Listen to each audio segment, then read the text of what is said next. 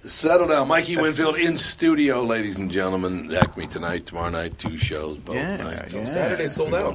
Just sold out. 8 o'clock show. That's how it should be. Mm-hmm. Yeah, We know. That's how it should be. I tell you, it's fun getting a year older. Just like I in don't the know. world. I don't know. Here's the thing. In comedy. Not for body aches. I was going to say you hit my age, Mikey. And Her body aches. I know, not for that, but for the wisdom and the experience and to being more honest. Like I can tell you say what you want to say, and there's no maybe I shouldn't. And the more of that you get, I just feel like it creates who you are. Yeah. And it's better for comedy. It is so better to be able to just speak your mind, like it or not. Mm-hmm. And I feel like I'm becoming that. I'm coming into that with my, Prince, energy. Ballpark. It's just, right, 22? No, yeah, right. No. not that, but not that. A lot higher, but not a lot higher. It feels really good. It is great. And to tell you the truth, just to be honest and say what you want to say, it's going to go a long way for you. It's liberating because people are getting really sick of this. Oh, you got to watch my words. Fuck you. Yes, they are. Watch your words. Well, like you were just talking about in the first hour, you can't call somebody a nerd now, and they compared it to the N-word. Did you see that? No. What? Oh, yeah. Oh, you didn't hear about this? No. I call people nerd all the time. There's a woman. There's a woman in... I am one, so I can say it. Sorry. The nerd or the N? That was my first. Brandon over there. This is why I don't talk ever, okay? There's a psychotherapist in England named Dr. Sonia Falk, and she claims that calling a smart person either a nerd or a dweeb or a geek or anything like that is as bad as calling a black person the big N. It's like, no, it's not. No, it is not. What'd she call it? Neuro something. She gave a term to it. She made up a term? Yeah. Oh, yeah, she did. Yeah, right, it was. It was neuro... What the hell was it again? Yeah. Doesn't matter. See, I try to understand where people are coming from, and I get name-calling in general hurts others. That's probably the theory for the basis of it, But wow, what a comparison! That's when you want to be published. That's when you want this to become news. Yeah, the amazing thing about that is that basically the big N is a mispronunciation by the Irish of the word Negro, because the Spanish owned all the slave ships that brought the slaves to America from Africa, and that's where it came from. Is Nero? They would call them Nero, meaning black. Well, the Irish didn't understand what they were saying, Typical and so Irish. they went right with from Nero to something else. Yeah. And it's a mispronunciation of that word, and sooner or later, hopefully, it'll lose all of its power when people realize that it was just a dumb thing. That people who didn't know how to pronounce a word, and now it's become this horrible thing. Generations are fading off, and that's kind of helping some of the energy of hate. However, there's just it's always someone holding someone, whether it's class. Right. It may not always be race, it's class, but race it just remains a factor. It's very why do you present. think that? Why? Because it's an easy thing. It's just easy. You can pigeonhole everybody? Right. It's just easy. I Just look guess, at somebody and go, yeah. I guess. It's disgusting. I got a a kid that's phenomenal at baseball, like a lefty beast, and we had him play in this predominantly Caucasian white area, and he was beasting, destroying, and then what happens eventually is by word we hear, they just want to keep the team with everyone from diverse. Well, no. Not diverse. Anything but diverse. Right. So since we didn't live in that area, right. That was their way of saying we just want, most of our kids to be from here. But we're talking a travel ball baseball team. Yeah. I'm like, okay. So we end up kind of, and he's talented, so anyone will pick him up, and we just kind of move into different energy. And I think that's good for him to experience these things young, to know that the world's not going to be nicer to you. Right. And I like that. I'm like, now we can have this discussion in the house, And now we can say, look, you know, the world can be unfair. You know, don't let it, like, you know, walk around with evil and hatred, but just know how it can be. Yeah. So you're not disappointed. No doubt about that. I just so what position he play? Man, he's first base. He pitches. Is he a big kid? Yeah. Well, no, because usually first basemen are big people. Right. No, he's just kind of talented. He has like no threshold for pain, so he'll body up on balls, you know, and he's fast too, so he'll play some outfield, and he's just, you know, he has it. You know, like the it factor. Like there's a lot of. I've noticed this is like a case in like athletes and even entertainment. Like you can have talent, but there's another factor above it. You know, like that it. And he has that. He's like, you know. How old is he? 14. So and he's like attractive. Like, so girls like him, you know. He has charisma. Look just like his dad. You know what? He didn't get that from me. He got that from my wife, you know. Completely. But it's fun to watch, you know. And oh, yeah. Absolutely.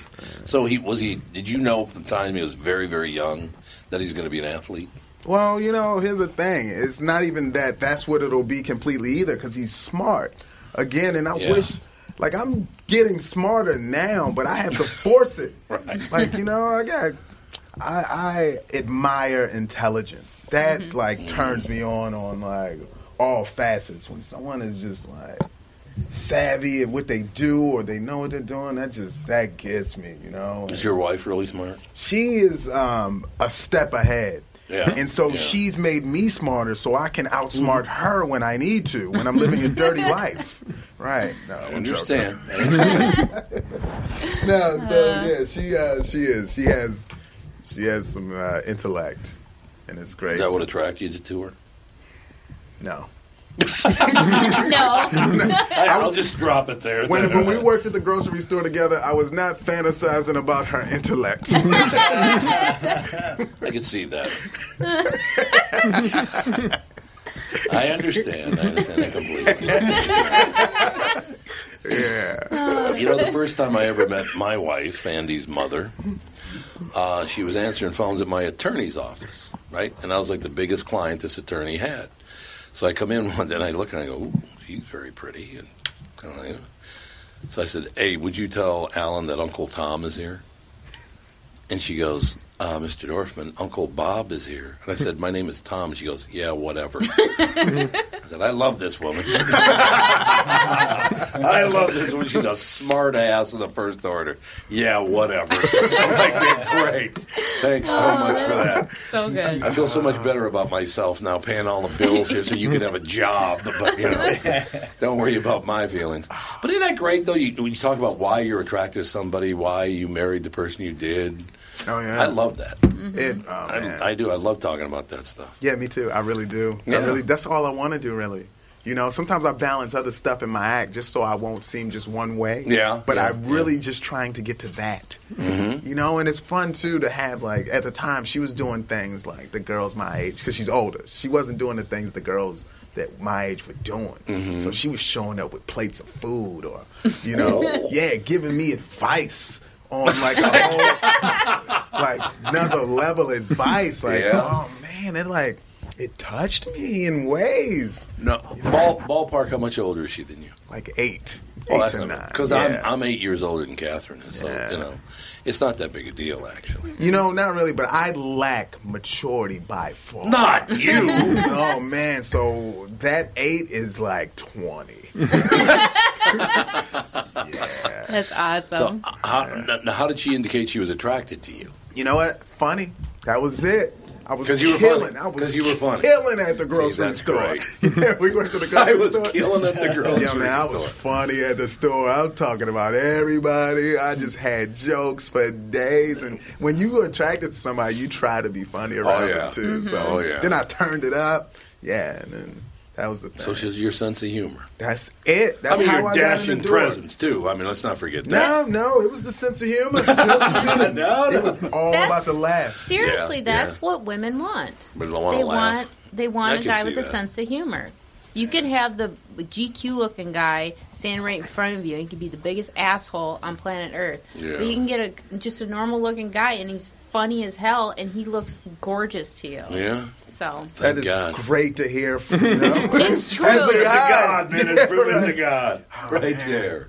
It's true. Yeah, I know. I don't know. That's why I'm so attracted to Dave. He's hilarious. Yeah, he is a very funny guy. Mm-hmm. And he's older than me, too, so I get it. Yeah, something about it. I know. You got to ask Mikey. You got to ask him the question, how many? Oh, how many kids I have between my husband and I? Oh, man. Talk to me. I want to hear it. How many kids? We usually try to do like a guessing game. Mm-hmm. And then I have to keep going more. We have 11 kids between the two. My. Oh, man. My. I want to spread my seed around, too. But wowzers. And the oldest, she's only 2 years younger than me. Yeah. Like, how do you have time to even get out the house? Like, I don't. I don't.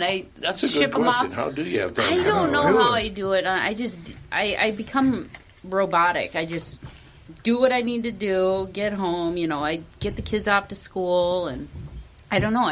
It's routine for me. It's like everyday life, Yeah. You put your pants on. I take a kid to school, come back, take another kid to school. It's just like, God, thank God. I thought you said take the kid to school, come back, taking your pants off.